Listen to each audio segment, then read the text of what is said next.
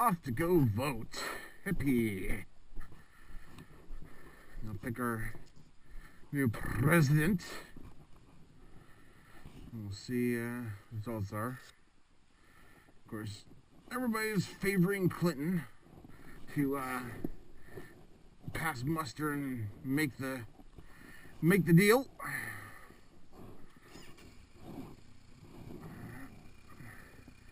It is inherently irrelevant who I vote for, since I live in California.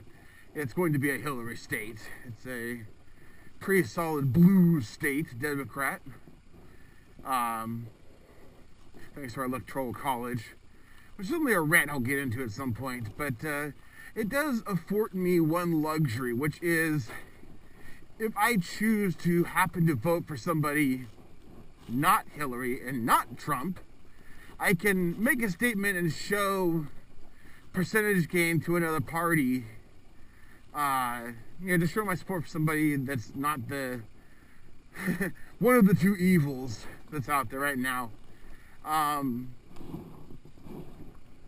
In fact, I think that's a pretty cool thing. For swing states, I know it's a lot harder. For people in swing states, it's hard for them because not voting for the person you hate less is voting for the other guy. So if you're not necessarily a fan of either person, but you hate one more, then it kind of forces your hand to vote for the other due to the system we have, which is the first past the post. It's not ideal, but nevertheless, I will say though, when it comes to the aspect of a lot of these states that are kind of already preordained to be blue or red states, and regardless of how you feel, I encourage you to vote with your hearts. Whoever you decide to go with, I really want to encourage people, especially in states that really have no sway in terms of, they're going to be a particular color.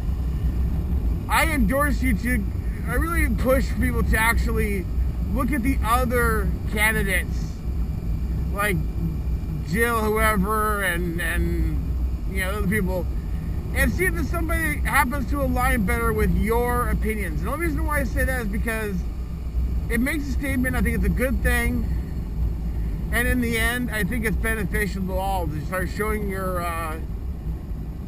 pride, and quite frankly, because it'll be you voting for somebody that you actually like or agree with more than anything else, as opposed to the second to the worst on the list. And think about that for a minute.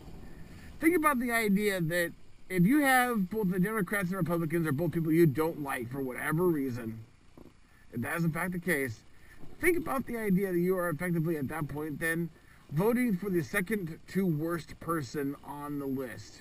Okay? So just let that sink in there. And, vote for what you feel is best. Anyways, guys, I'm gonna go vote. Ooh. Alrighty.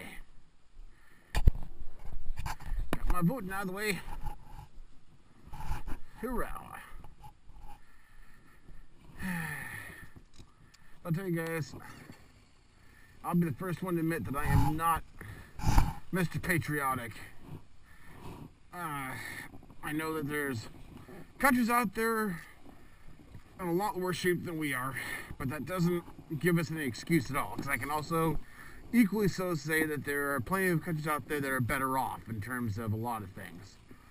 Every country's got give and takes. But regardless of where your country sits at currently, it does not change unless you get your ass out there. So, obviously being this is a voting night,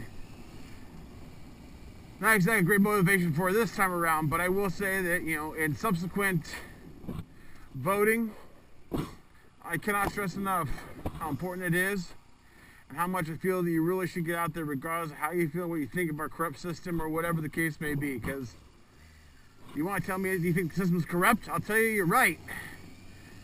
Want me to tell you that the system isn't going to make a difference? I'll tell you, yeah, I'll agree with you. in a lot of ways. But there's one important thing to think about, regardless of all other things.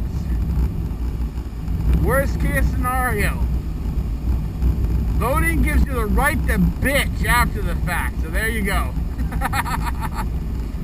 Vote for the guaranteed loser. You can bitch about the winner because I didn't vote for him.